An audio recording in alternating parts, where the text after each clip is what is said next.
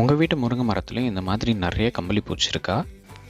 இந்த பூச்சி மரத்துக்கும் நல்லதில்லை, நம்ம மேலே பட்டாலும் நிறைய பிரச்சனை.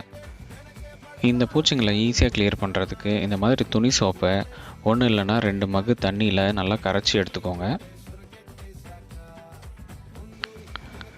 அந்த எல்லா பூச்சி மேலேயும் படுற மாதிரி அந்த சோப்பு தண்ணியை நல்லா அது மேலே ஊற்றுங்க.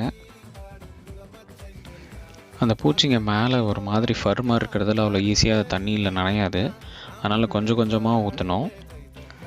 அந்த சோப்பு தண்ணியை ஊற்றி அடுத்து ஒரு 2 நிமிஷத்துலேயே பார்த்தீங்கன்னா அந்த பூச்சியெல்லாம் ஒரு மாதிரி மயங்கின மாதிரி ஆகிட்டு ஒன்று ஒன்றா மேலேருந்து கீழே விழ ஆரம்பிக்கும். அதிலே கிட்டத்தட்ட எல்லா பூச்சியும் செத்து போயிடும். பத்தலைன்னா இன்னும் கொஞ்சம் கூட சோப்பு தண்ணி ஊற்றுங்க. இதை நம்ம அப்படியே விட்டாலே போதும், அதை எதுவுமே பண்ண தேவையில்லை. அந்த பூச்சிங்களை தன்னால் செத்து கீழே விழுந்துடும். அடுத்த நாள் பார்த்தீங்கன்னா எல்லா பூச்சியுமே காஞ்சி கீழே விழுந்துருச்சு. உங்கள் மரத்தில் இந்த மாதிரி இருந்துச்சுன்னா இதை ட்ரை பண்ணி பார்த்துட்டு ஒர்க் ஆகுதான்னு சொல்லுங்கள்.